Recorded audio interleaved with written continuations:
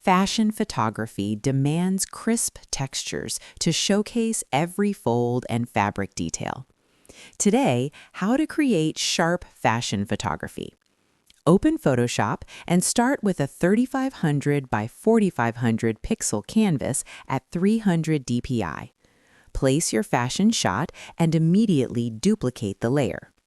Use the high pass filter around 2.5 pixels, then set the blend mode to overlay to enhance garment edges. Select the sharpen tool at 10 to 15% and go over intricate textures like lace, denim, or leather, being careful to avoid skin and smooth backgrounds. For areas